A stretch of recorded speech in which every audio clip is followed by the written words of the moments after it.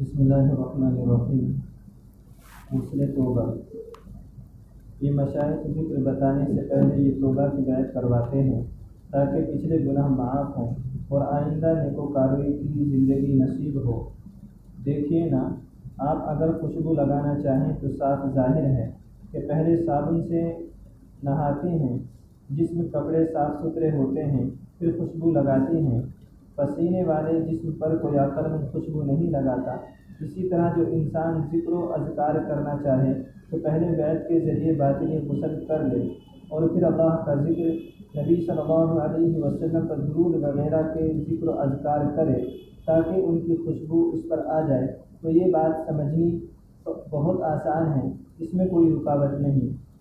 حضرت خواجہ فضل علی قریشی رحمۃ اللہ علیہ کا قول۔ ہمارے ایک دادا پیر خواجہ فضل علی قریشی رحمۃ اللہ علیہ تھے۔ وہ فرماتے تھے کہ جس بندے نے اس عاجز سے بیت کے کلمات پڑھے، وہ اس عاجز نے ان کے قلب پر انگلی رکھ کر اللہ اللہ کہے، اس کو ذکر کے بغیر موت نہیں آ سکتی۔ ایسی مقبول دعائیں ہمارے مشائخ کی۔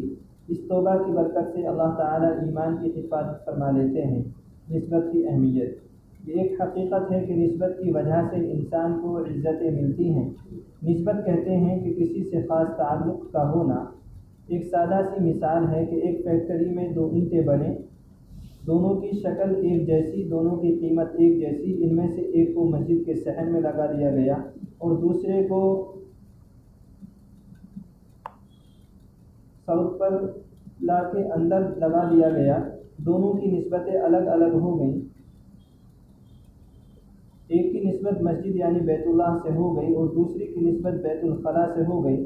دونوں جگہیں صاف بھی ہوں، پھر بھی انسان بیت الخلاء کی اینٹ پر ننگا پاؤں رکھنا پسند نہیں کرتا، جبکہ مسجد کے فرش پر لگی ہوئی اینٹ پر اپنی پیشانی ٹکانا اور سجدے کرنا اپنی سعادت سمجھتا ہے۔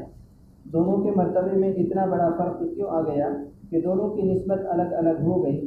تو اچھوں سے نسبت ہونے سے عزت بڑھ جاتی ہے اور بروں سے نسبت ہونے سے عزت گھٹ جاتی ہے۔ اس کی ایک اور مثال سن لیجئے۔ آپ کے گھر میں ایک گتا پڑا تھا، کوئی اٹھا کر کبھی اسے ٹیبل پر رکھ دیتا ہے، کوئی اٹھا کر اسے کسی اور جگہ پر رکھ دیتا ہے۔ آپ سمجھتے تھے یہ فضول سا گتا ہے، اس کو پھینک ہی کیوں نہ دوں۔ ایک دن آپ نے یہ محسوس کیا کہ آپ کے گھر میں جو قرآن مجید ہے اس کی پہلی جلد ٹوٹ گئی اور اب نئی جلد بنانے کی ضرورت ہے۔ تو نئی جلد بنانے کے لیے گتے کی ضرورت ہے، تو آپ اپنے میاں سے کہتی ہیں کہ گتا تو ہمارے گھر میں ایک پڑا ہوا ہے، وہ اس گتے کو کاٹ کر اس قرآن مجید کے اوپر جلد بنا دیتا ہے اور اس پر صاف ستھرا کاغذ بھی چڑھا دیتا ہے۔ اب وہ گتا جو بے قیمت سمجھا جاتا تھا، ایک جگہ سے دوسری جگہ پھینک دیا جاتا تھا، کبھی نیچے رکھتے تھے کبھی اوپر رکھتے تھے۔ اب وہ گتا چونکہ قرآن مجید کی جلد بن گیا تو اب اس کا مقام بھی بلند ہو گیا۔ شریعت کا یہ حکم ہے کہ جس آدمی پر غسل فرض ہو اور اس نے نہ کیا ہو، وہ جنبی آدمی یا حائضہ عورت، وہ قرآن مجید کو ہاتھ نہ لگائے۔ اس کا یہ مطلب نہیں کہ جہاں لکھا ہوا ہے ان صفحوں پر ہاتھ نہ لگائیں، بلکہ علماء حضرات نے لکھا بغیر کسی حائل کے کپڑے کے وہ اس گتے کو بھی ہاتھ نہ لگائیں، اس لیے کہ یہ گتا اس قرآن مجید کے ساتھ نکھی کر دیا گیا، اس کو جلد بنا کر یکجان بنا دیا گیا۔